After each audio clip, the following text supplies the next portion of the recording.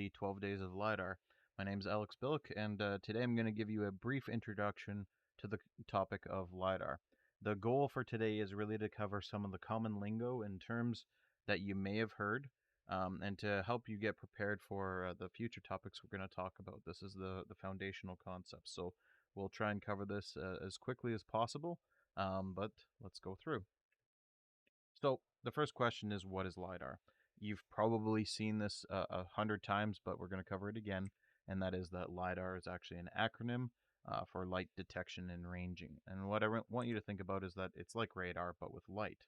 Um, so LiDAR measures distances using laser pulses, the red pulse in this slide example, that strike and reflect off of features on the surface of the Earth.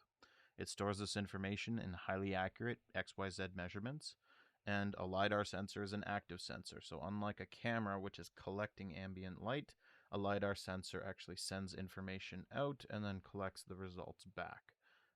It's typically mounted on a light aircraft, although there's drone-based and satellite-based versions of this as well. So there's lots of different ways to collect it. You can also be collecting it using terrestrial means. What I really want you to think about, though, what the take-home message is that if you can stand under a canopy and you can see light filtering through that canopy, then LiDAR probably has a chance of capturing results there. And that's what really separates it from photo solutions. So when you look at this image and you see the light filtering through, there's a lot of different parameters, the flying height, the scan angle, different things can change if it's actually going to get through or not. But that idea of if you can see light, then it can probably get through. If you can't see light, if it's that close canopy, then LiDAR's likely not going to get some great results there. Point cloud.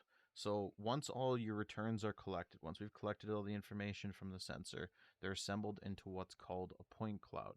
And these are the points that you see when you explore your LiDAR data, and especially in 3 dimensions. When we've post-processed that data and organized it into a cohesive way, then we can start to use different viewing softwares to look at it and actually extract information.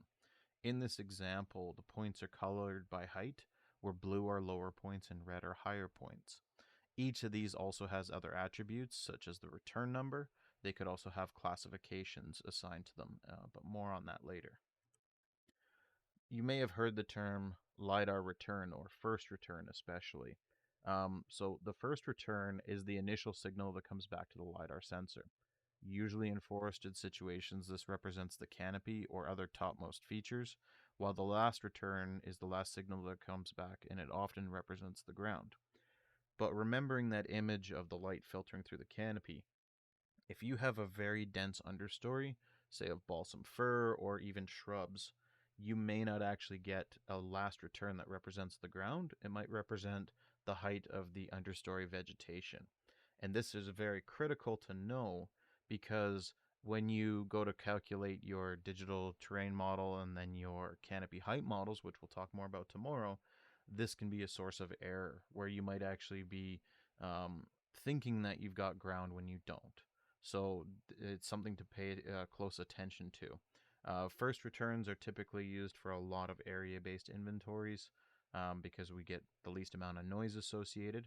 A first return could also represent ground, in the fact that if it is an open area and it just travels down, reflects off the ground, and comes back, it's still going to be a first return that represents a ground point, but that's fine. So these are the 2 main ones that we focus on. We can use the other returns for understanding what's going on in the mid canopy, or to assess structure and other things as well. Pulse density. If you're developing any kind of procurement, these are important terms to understand. LiDAR resolution is measured in pulse density. Typically, pulse density is measured in pulses per square meter, ppm, and pulse density is not point density. So remember that a single pulse can create multiple points. So point density is different. A higher pulse density increases the likelihood of capturing multiple returns from a single pulse, which can be crucial for getting through those canopy layers and obtaining ground level data in forested environments. The pulse density determines the potential coverage of an area by the LiDAR system. Higher pulse densities can result in more detailed data collection, particularly in these challenging, densely vegetated environments. To increase pulse density and scan the landscape from multiple viewing angles, LiDAR is flown with a series of overlapping flight lines. For forestry applications, 50% is a preferred one, at least when we're talking about conventional LiDAR. There's different technologies in this space, so this is not a hard and fast rule, but it's a nice to have, so we can get really nice coverage and overlap. This has changed as sensors have gone on. Flying lower or using a system with a faster laser can also increase that pulse density. So there's a lot of different ways to tweak it. On the concept of point density, looking at these two examples here, you see a very stark contrast. So point density is a direct measurement of the data collected. It tells you how many points are available to construct a representation of the area. In this example from the Petawawa Research Forest, the top was flown in 2005 and represents 0.46 points per meter squared, and the bottom is 2018 collection, which represents 32 points per square meter. It was collected with a different LiDAR sensor technology, but you can see the impact of point densities. It is important to note for this presentation and all of them in this series, all the data is open and comes from either Ontario GeoHub or the Petawawa Research Forest Supersite webpage. So check those out if you'd like to take a look at these data sets. It's pretty interesting to see the evolution over time. But seeing, we can look at the bottom image and discern what's going on there and what those canopy shapes are and the interactions going on. The top one, when this technology first came out, it gave us an impression of it, but it's a stark difference that point density can really help us with understanding what we're looking at and give us a little bit more context. Scan angle is another critical factor. Again, if you're developing procurement especially, it's important to understand the impact of scan angle.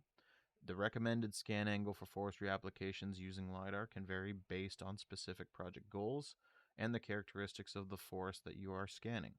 Moderate scan angles of 10 to 20 degrees are generally a good balance between covering large areas and being able to penetrate the dense forest canopy.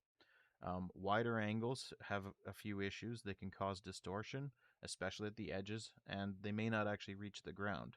If you imagine a scan that was going out at a 45-degree, it might just hit trunk. It might not actually get to the ground, so we're getting a lot of noise in the data set. So filtering by scan angle is an important factor for cleaning up the data. Narrow scan angles can help with dense vegetation, but they're going to increase your acquisition costs. You're covering less of an area per linear kilometer flown, so your costs are going to go up.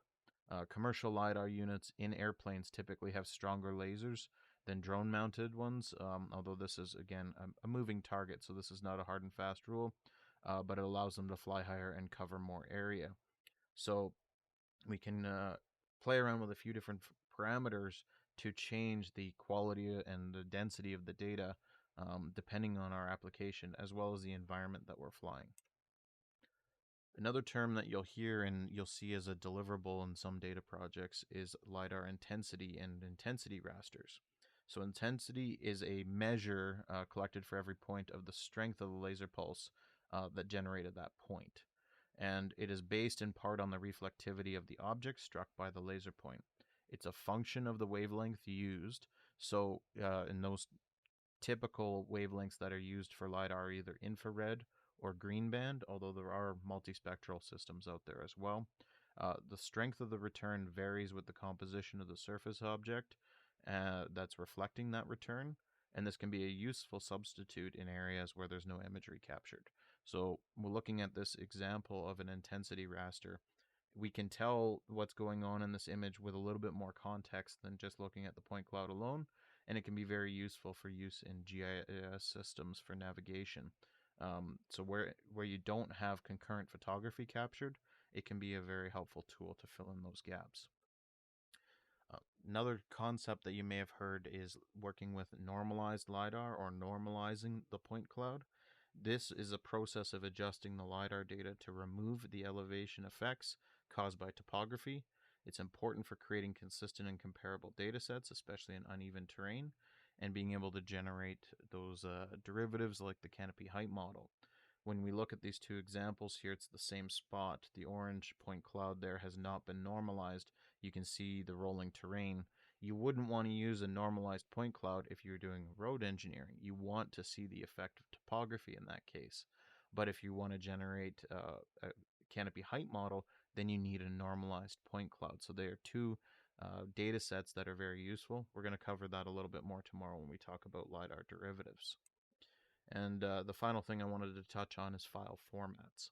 So typically, when you look at LiDAR data and how it's being delivered, it's going to be delivered in either .laz or LAS format. There are other formats too, but those are the two main ones that I'm going to be talking about in this series. LAZ is a compressed format, and it can provide a lot of storage savings, between 4 and 20 times, depending on a number of variables. To give you an example, for Petawawa, the 2005 LiDAR acquisition for the entire forest at that low point density was 232 megabytes. In 2018, it was 25.5 gigabytes of data when both are stored in LAZ format. If we uncompress it out to LAS, Petawawa goes up to 100 gigabytes of storage requirement. So the file format has a few different variables tied to it. The how complex the area is can be a factor. The point densities. There's a lot of different things that influence the final size. But LAZ is a very efficient file format, very helpful for being able to control the ballooning storage requirements that can follow these data sets. So I hope that clears it up and gives you some insight.